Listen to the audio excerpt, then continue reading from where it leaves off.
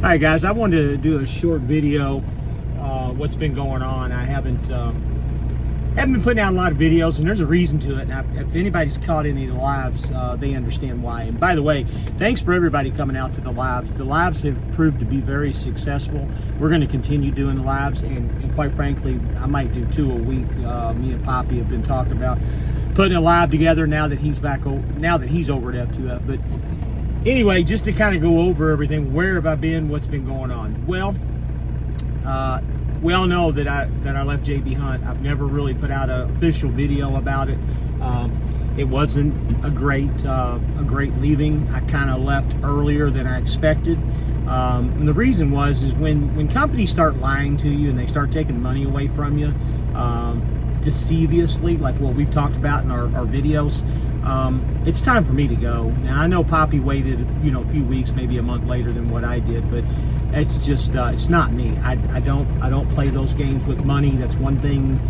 I can play with just about anything, but when it comes to my money, it doesn't work. Us truck drivers that are out here, we all know we're out here for a reason, and it's not because of our health or because of what we do. And I've always said, you're like a professional athlete. You got to do what you got to do for the money, because if you don't, nobody else will. And quite frankly, in the trucking business, everything is set against us. The ratio for us to have, a major accident or something serious happen, or even an injury, are a lot greater than, somebody else that works a local job or maybe even just a regular job, just driving back and forth to work. We drive, I don't know the percentages, but it's a lot bigger than what the average person does. So the thing is, you got to make as much money as quickly as you can and doing what you do. With that being said, though, I left JB Hunt probably about 3 or 4 months earlier than what I really wanted to. I wanted to wait until after the new year to see how the election turned out. I really do believe that the market is going to change. That's one of the reasons why I kind of stuck into it. Moved over to F2F. First 2 weeks were freaking phenomenal. I made a lot of money doing the hurricane relief stuff. When the hurricane relief stuff, canceled, then I struggled for about a month. Now, when I say I struggled, I still paid all my bills. I've never went into the hole. I've never had a negative paycheck. I struggled, but I made it happen. But again, it was tough. And the only reason that I didn't come in to do any videos or any promoting or any recruiting or referrals or anything, I wanted to make sure that F2F was going to be a good place for guys to go to that had SFI trucks and could still make money. I've kind of proven that. Again, I haven't made a ton of money over here, but I have done pretty well. And quite frankly, I've made more money over here since I've been here than I did, first 2 months I was at JB Hunt. And that was with, doing all the Frito-Lay stuff. I've made a lot of money. I made a lot of money here in the last couple of weeks. This week hasn't been the greatest because of, we had the Thanksgiving holiday, kind of held me up, kind of put me behind. Last week was okay. This week coming up is going to be, the Christmas week. So with that being said, nobody's really doing good in these weeks because it's hard to get the freight. But when the beginning of the year turns around, I think we're gonna kill it over here, and that's one of the reasons why I stuck besides F2F. And to be honest with you, when it comes to the company F2F, I've got no complaints whatsoever. Well, I do have one complaint. I'll talk about that in a minute. But the company's great. The people are great. This is probably the best company that I've ever worked for in any type of business. Not had any issues or any problems with pay. They've kept me moving the whole time. Now I'm on the dispatch model where I run dedicated freight, but there is the select program like what Poppy's on, where you pick your own freight. Maybe I'll do that in the near future, but right now I'm not. It's taken me a while to get into my groove with what I'm doing, and I don't really care if I pick the loads or not, as long as I'm making the money. I'm still doing, I'd say 50-50 spot market and dedicated. They try to keep me in the dedicated route, but sometimes it doesn't always work out. But I'm still making money. I grossed $7,400 2 weeks ago. Last week, I think my gross was around 52. And again, you all know that I don't talk my numbers I take home. Those are grosses before any of the stuff comes out. And I have figured out, in order to really make it over here, you got to gross about $6,500 a week with an SF5 truck. Now, if you don't have an SF5 truck, you can get away with, you know, $4,000 to $5,000 a week with no problem.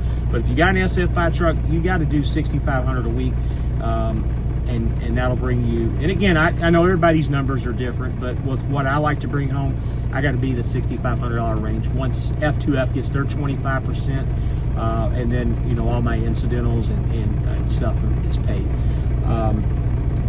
Not ready to start recruiting for F2F yet, but I will at the beginning of the year. And again, there's really no reason why not. If you want to come, by all means, give me a contact. I'll be more than happy to discuss it with you. I'll go over numbers with you in private. I'll tell you what I've done each week. We can talk about it. I have no problems with recruiting and bringing people over here, but at the same time, I'm not going to do it really heavily yet, because I just want to get through the beginning of the year and just see how the rates go, because, you know, Christmas time, this time period of the year, usually the rates are real good. I want to make sure it's not a fluke or anything with what's going on, because I don't want to get anybody into something that's going to be detrimental.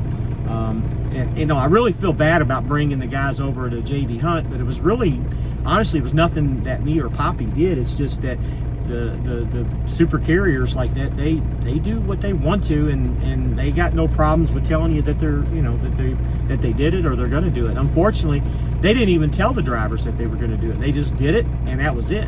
And when we pulled them out on it, they agreed, yeah, we did it, and we were not going to make it, you know, transparent. We weren't going to basically tell the guys. So it was up to the guys to figure it out. Anybody still at JB Hunt, they want to give me a call, I'll be more than happy to discuss it with them and explain it to them what happened with what I know. I don't know everything, and I don't want to get into a legal battle here with everything. But anyway, I'm at F2F. Everything's great. No problems, no issues. Truck's running great. I'll do a 10-month review. I've had this truck for 10 months. I'm probably going to do a 1-year review here real soon. I think February is my year, if I'm not mistaken. Be doing a 1-year review on the truck. Knock on wood, no issues, no problems. Fuel mileage could be just a little bit better, but I have a lead foot since I've started doing this. This whole month coming up, actually starting right now, I've started to slow down a little bit because these trucks are not governed. So I decided to slow down, and I want to see what the difference is of the fuel mileage if I slow the truck down. Unfortunately, when it's at JB Hunt, you really didn't have a lot of times to slow down. You had to kind of keep the foot on the pedal, or you wouldn't get there. 70, 75 miles an hour. Nothing against the law or anything, but here I've slowed back down to 60, 65 just to see what the difference is. Anyway, that's kind of it in a nutshell. Like I said, the labs are going great. Please come join us. I'll try to put out a video once a week or so here, kind of going over everything. My loop that I do with my dedicated in the cities that I go to now there's Mechanicsburg, Pennsylvania, Hanover, Pennsylvania, Charlotte, North Carolina, Tennessee, up here around Knoxville. I can't think of what the name of the city is. Up around Knoxville, and then I have Cleveland, which is down by Chattanooga, and then we have 2 cities up around Indianapolis that we go to, and around Louisville. So those are the cities that I'm constantly going back and forth to on the dedicated route that I'm on. It seems to work. I'm not real big on the Pennsylvania stuff, but honestly, it's just on the southern part of Pennsylvania, so it's basically in and then back out with another load going back down to Charlotte is usually how that works out. Again, any questions or comments, please drop them in the comments. Please like and subscribe to the videos. Subscribe to my channel. I'm close to 1,200 subscribers. Got a lot of big plans for the new year. Got a lot of things that I really want to do and I want to get through and get over. I've got a lot of big plans personally and goals that I want to reach this year. I've reached every goal this year that I've had. Even making the move and the transfer and coming over here, I've still reached every goal. Still well into the to the 6 figures, like what you should be as an owner operator.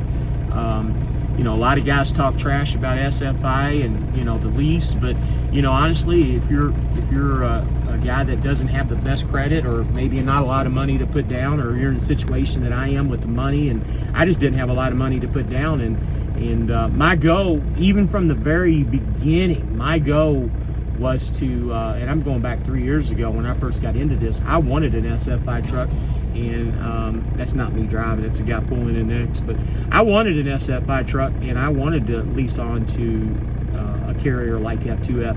And 2 years ago, when me and Trucker Todd went to the truck show, I figured out F2F was the company that I really wanted to be at, and that's one of the reasons why I haven't left, and I've kind of stuck with it.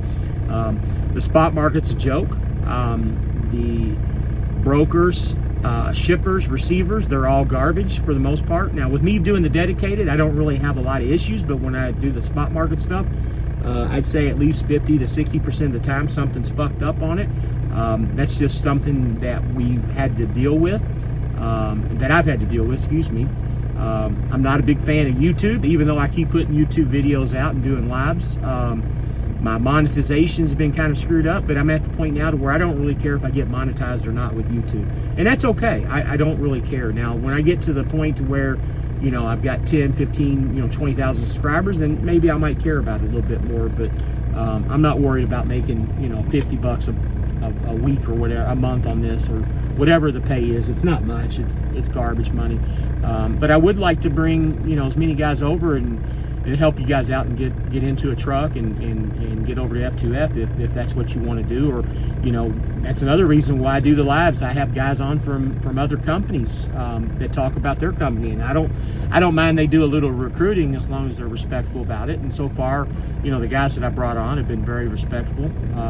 Some of the guys don't care about recruiting, and it's funny, but I don't know why anybody wouldn't want to, because honestly, it's free money. And I understand everybody's concept. They think that you're taking, work away from themselves when you do that, but I really don't see that way, because for one person that I bring over, the company's going to lose 3 or 4. So it's always a constant turnover, and that's just the way the trucking business is. Going to end this video now. I think I put out my message pretty clear.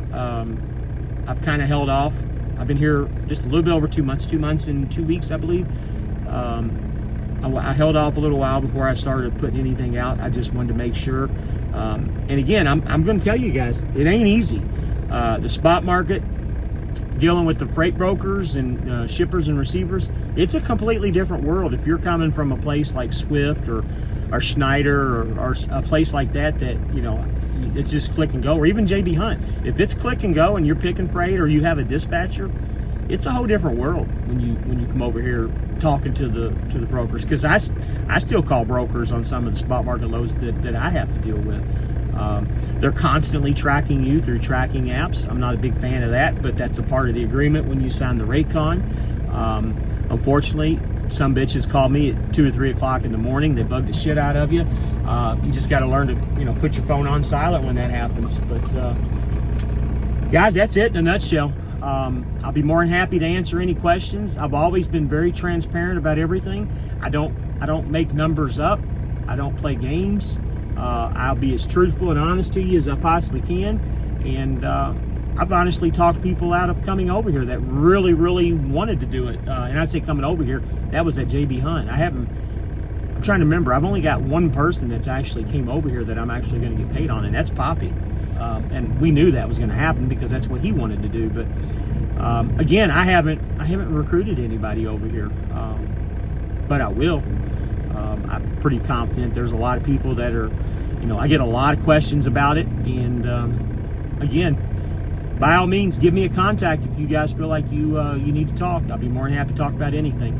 Anyway, I'm 14 minutes in. You guys have a great day. Do well, make a lot of money, and be safe. Good afternoon.